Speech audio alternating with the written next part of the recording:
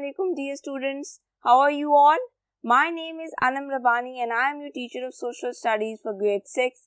बच्चों आज हमने पढ़ना है chapter number 26, The British Power. So let's study.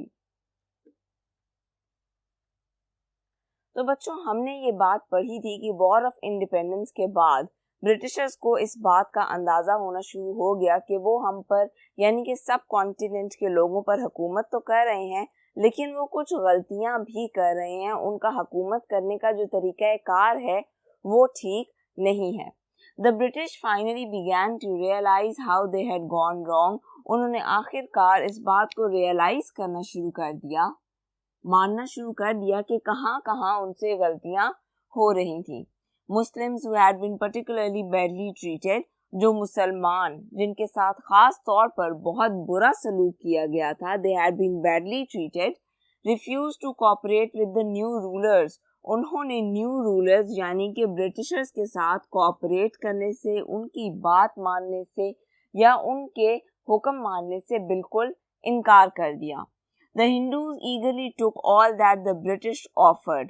लेकिन इसके बरक्स जो हिंदू थे उन्होंने ब्रिटिशर्स की बातें मान ली. eagerly took all that the British offered. eagerly यानी कि शौक से जो कुछ भी ब्रिटिशर्स ने उनको ऑफर किया, जो भी पैसा, जो भी ज़मीन, वो सब कुछ हिंदुओं ने बड़ी खुशी खुशी ले लिया. and so established themselves strongly in the subcontinent's affairs. और इसके अलावा ब्रिटिशर्स ने अगर उनको कहा कि ड्रेसिंग चेंज करो तो वो ड्रेसिंग चेंज करने लगे, कल्चरल चेंजेस के लिए मान गए और उन्होंने ब्रिटिशर्स की जो एजुकेशनल रिफॉर्म्स थी उनको भी मान लिया. जबकि मुसलमानों ने कहा कि ब्रिटिशर्स जो एजुकेशनल रिफॉर्म्स लेकर आ रहे हैं यानी कि एजुकेशन में भी जो रद्द-बदल लेकर आ रहे हैं हम उसको नहीं मानेंगे, जबकि हिंदू इस चीज़ के लिए मान गए. और एक्चुअली यही उस वक्त हमारे लिए फ़ायदेमंद था कि हम मान जाते, क्योंकि जब तक हम एजुकेशन हासिल ना करते हम ब्रिटिशर्स के मुकाबले में खड़े नहीं हो सकते थे. लेकिन उस वक्त के कुछ लोगों को इस बात का अंदाज़ा नहीं हुआ. And so establish themselves strongly in the सबकॉन्टिनेंट्स affairs. और इसी वजह से जो हिंदू थे वो मुसलमानों से इस मामले में आगे निकल गए और उन्होंने खुद को बहुत अच्छे से एस्टैब्लिश कर लिया सब कॉन्टिनेंट में, बड़े सगीर में, और यहाँ के जितने भी अफेयर्स थे. और अगर कोई अच्छी जॉब्स आती थी, कोई अच्छी पोस्ट आती थी तो वो भी हिंदुओं को मिल जाती थी और ब्रिटिशर्स उनको फेवर करते थे क्योंकि वो एक्चुअली ब्रिटिशर्स का साथ दे रहे थे. The end of the east India company. अब ईस्ट इंडिया कंपनी के बारे में आपको बताया था कि ईस्ट इंडिया कंपनी भी एक तरह से हम पर हुकूमत करने लग गई थी. यहाँ पे इनके बहुत से ट्रेडिंग स्टेशंस बन चुके थे और वो अपनी मनमानी करने लग गई थी. The government in London abolished the company. लेकिन फिर एक टाइम आया कि जो गवर्नमेंट इन लंदन है उसने ईस्ट इंडिया कंपनी को ख़त्म करने का फैसला किया, क्योंकि उस वक्त फिर क्वीन को अंदाज़ा हुआ कि सिर्फ एक कंपनी को पूरे रीजन पर हुकूमत करने की इजाज़त नहीं दी जा सकती. And took over the ruling of the sub continent. और उनसे जो सब कॉन्टिनेंट की हुकूमत थी जो कि उस वक्त ईस्ट इंडिया कंपनी के हाथ में आ चुकी थी वापस ले ली गई. द गवर्नर जनरल, पहले गवर्नर जनरल का कंसेप्ट चल रहा था, उसको रिप्लेस कर दिया गया वॉइसरॉय से. वॉइसरॉय का क्या मतलब है? वाइस मतलब in place of and Roy मतलब मोनार्क, जो आप पर हुकूमत करता है. सो वाइसरॉय ने जगह ले ली गवर्नर जनरल की. तो सब कॉन्टिनेंट में जो सबसे पहला वॉइसरॉय आया वो था Lord Canning from 1858 to 69. He tried to soothe the bitter feelings on both sides. उसने ये कोशिश की कि दोनों साइड्स पर यानी कि सब कॉन्टिनेंट के लोगों में और जो ब्रिटिशर्स थे उनमें जो बिटर फीलिंग्स हैं, जो लड़ाई झगड़े हैं, मिसअंडरस्टैंडिंग्स हैं, उनको थोड़ा सा ख़त्म किया जाए. Severely punish those who were responsible for atrocities. इसके अलावा जितने भी लोग सब कॉन्टिनेंट में खून खराबे के लिए जिम्मेदार थे, चाहे वो ब्रिटिशर साइड से थे या फिर वो सब कॉन्टिनेंट के लोगों में से थे, उनको उसने स्वेयरली पनिश किया, बहुत सख्त सजा दी. उसके बाद Lord mayo 1869 to 72 made important financial and educational reforms. उसने बहुत से इम्पॉर्टेंट रिफॉर्म्स इंट्रोड्यूस करवाए اسپیشلی فائنینشیل یعنی کہ منی سے ریلیٹڈ اینڈ ایجوکیشنل اور تعلیم سے ریلیٹڈ ایجوکیشن سے related. Then Lord Lytton from 1876 to 1880 improved the roads and railways. اس نے کیا کام کیے؟ اس نے roads and railways کو بہتر کیا, irrigation and taxation systems کو بہتر کیا. irrigation یعنی کہ آبپاشی کے نظام کو بہتر کیا سب کانٹیننٹ میں, اینڈ ٹیکسیشن سسٹمز اور جو ٹیکس کلیکٹ کرنے کا سسٹم تھا اس کو بہتر کیا.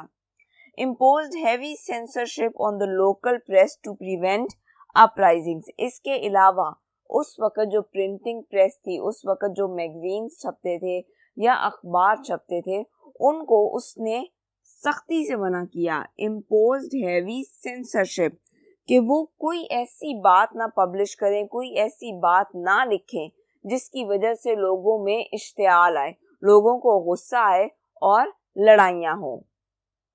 Then Lord Ripon 1880 to 1884 and Lord Dufferin 1884 to 1888 showed more awareness and consideration for people of subcontinent. یہ بھی اچھے وائس رائے ثابت ہوئے اور انہوں نے سب کانٹیننٹ کے لوگوں کا ذرا زیادہ خیال رکھا, ان کی طرف زیادہ کنسیڈریٹ رہے, یعنی ان کی ضرورتوں کا بھی خیال رکھا اور ان کے گلے شکوے بھی سنے. اس کے بعد lord Curzon 1899 to 1905 not in favor of self-rule and independence of subcontinent as he believed that the British were the best rulers. یہ وائس رائے سمجھتا تھا کہ برٹشرز بیسٹ رولرز ہیں, یعنی کہ جو برٹن کے لوگ ہیں وہ بیسٹ رولرز ہیں, ان سے بہتر کوئی رول نہیں کر سکتا, حکمرانی نہیں کر سکتا. اس لیے وہ اس نوشن کے فیور میں نہیں تھا کہ جو سب کانٹیننٹ ہیں وہاں سے یہ لوگ چلے جائیں, بر صغیر کو آزاد کر دیں اور یہاں کے لوگوں کو اپنی مرضی سے رہنے دیا جائے. وہ اس حق میں تھا کہ یہاں پہ برٹشرز رکیں اور ان پر حکومت کرتے رہیں. وہ سب کانٹیننٹ کے لوگوں کو اس قابل نہیں سمجھتا تھا کہ وہ خود اپنی حکومت چلائیں. برٹش ریفارمز, پھر اس کے بعد کچھ ریفارمز بھی لائی گئیں, کچھ چینجز لائی گئیں جب برٹشرز کو اندازہ ہوا کہ وہ جس طور طریقوں سے ہم پر حکومت کر رہے ہیں وہ ٹھیک نہیں ہے. Complete freedom of religion with all the old customs accepted. انہوں نے آپ کو اپنی مرضی کا مذہب فالو کرنے کی اجازت دے دی. کمپلیٹ فریڈم, آزادی, ریلیجن مذہب, with all the old customs accepted. اس کے علاوہ اور بھی جو پرانے ریتی رواج ہیں ان کو فالو کرنے کی اجازت دی گئی. System of taxation was completely revised and people were promised an eventual share in government.